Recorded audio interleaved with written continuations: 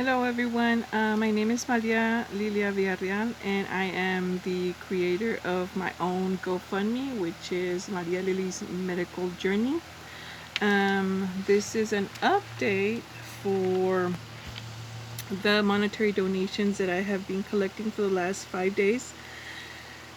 The only reason why I decided to start crowdfunding was because I was denied Medicaid coverage and other insurances were resoundingly denying me because I do not have a steady income at the moment, and this has been since about 2022 when I first started having the symptoms for the primary peritoneal cancers.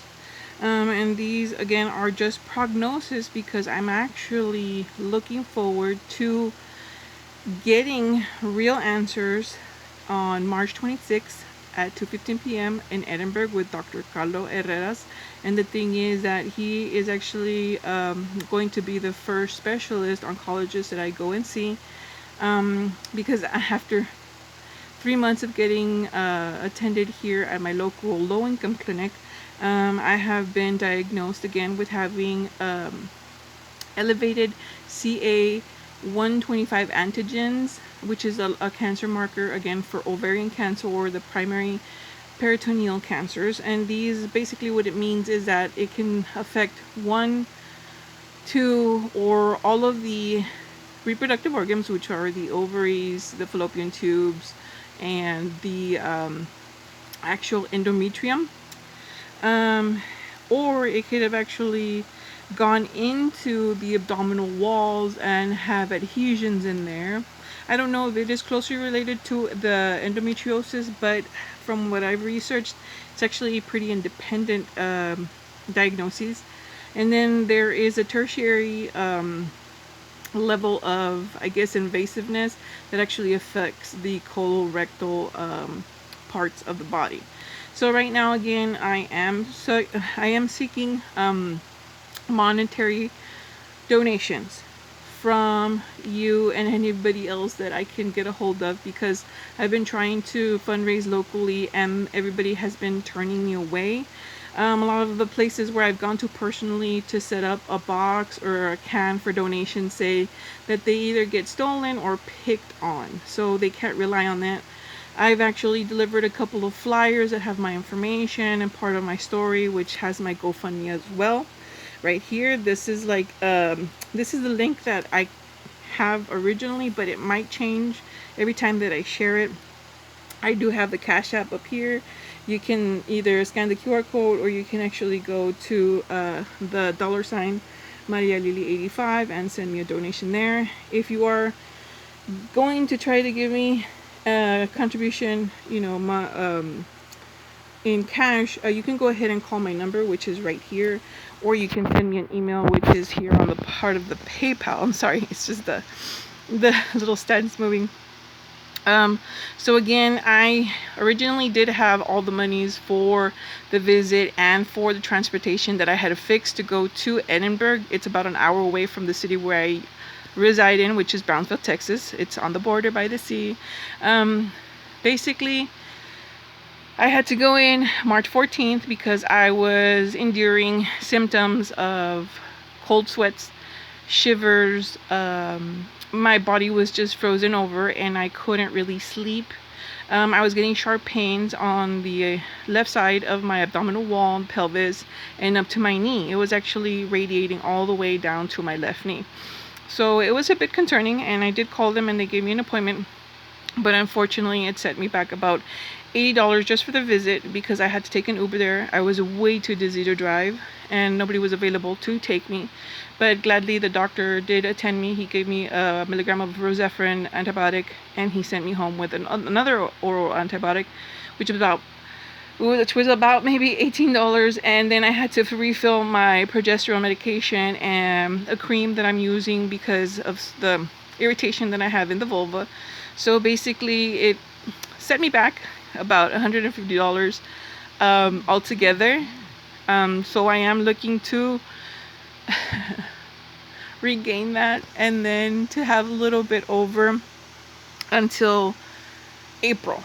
because the other circumstance is that I do have an appeals hearing coming up on April 11th. It was originally April 2nd, but they moved it to April 11th because I think the workforce center is actually coordinating with the human health services of this Medicaid and SNAP department, so they can give me the coverage and whatever else they're going to try to qualify me for, because again, this has been ongoing for about almost 2 years. The initial symptoms, just to get you up to date and you don't have to go through all of the writing that I've been doing on the GoFundMe page, is one, breathlessness. You can hear it when I'm talking. So that's just because the uterus is enlarged. It's distended into the abdomen and it kind of pushes everything upward into the diaphragm. Then you have the pressure that goes onto the bladder, which does not allow the bladder to fully empty. So I had reoccurring UTIs because I was not able to empty out my bladder. That actually consequently led to me having pyelonephritis back in September 2023, and I did get attention at the ER. Gladly, I am so thankful that it has not come back, but unfortunately a lot of the symptoms that I was having were recurring in line with my menstrual cycle. So I started to believe that I had perimenopausal symptoms, which, included the hot flashes, the cold sweats, the low libido. I actually thought that I had the lichen, it's L-I-C-H-E-N, sclerosis, which is kind of like when the tissue in the vulva starts getting thinner and it just chafes and it's irritated, and there's nothing really on earth that can actually help you with that. The swelling is just incredible. You can't really walk. So I just don't even want to remember all of that. When I got home after being on the road for about 6 months, I did begin to experience a lot of upper respiratory infections that were unprovoked, meaning that they were not like caused by anyone having any type of cold or coughing on me or anything like that. I was literally in my room and I would suffer just chest congestion like there was no tomorrow. And then again, I had a lot of things going on, and I really don't remember the top of my head, but I just remember that it was ongoing suffering. I started to look into getting into a clinic at that point, which was at the beginning of 2023. It's just that a lot of people were turning me away again because I did not have stable income. So I continued to, just take over-the-counter medications, do the maximum effort on, symptom management and things like that. And, I keep bouncing back and forth to these images. And this is actually from the emergency ablation they had to do in February. Because February 18th, I was actually admitted into the ER with profuse bleeding because the fibroid or the leiomyeloma that they actually found in my uterus, which is basically actual menstrual tissue that goes back or burrows into the uterus, and it stays there and it just causes bleeding on and off. So that's why it's very important for you to monitor your menstrual cycles, and that any type of bleeding that occurs in between is not in a range where it makes you not enjoy life, basically that you're having to wear panty liners or things like that. Like, you should actually try to go get checked out, like I should have a long time ago.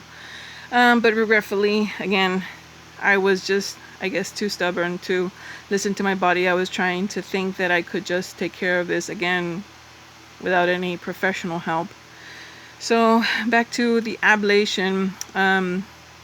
At this point in February, I had already taken my hormone pills for about a month, and unfortunately the leiomyeloma that was actually growing inside of me grew from 2 centimeters to about 4 centimeters by 6 centimeters.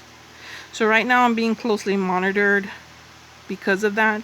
I lost about 2.5 liters of blood, but they were actually able to stabilize me without a blood transfusion. So I'm grateful for that, and I'm actually able to ambulate normally and the symptoms of this, hemorrhaging have actually diminished wildly. Again, I just urge you, all women, all ages, have your annual exams. I know they're painful. Just drink medications prior to actually having a staple, or is it a punctual? I don't remember what it is. Sampling of your cervix and things like that. Like, just be informed, listen to your body, take care of yourselves. I know I should have done this a long time ago because I did have issues ever since I was 16 years old. But again, a lot of the hormonal treatments that they gave me did not work at all. I would look forward to continue sharing some information.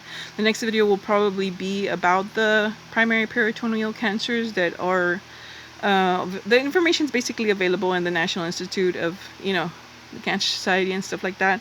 But I just want to interact with you all and just have an open conversation as far as, what you think and how you can help me and how I can help you, with what I can.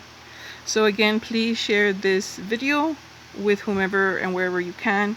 It's going to go up on my GoFundMe, but I'm also going to post a link on Facebook. And again, I thank you very much for your time. Have a great day.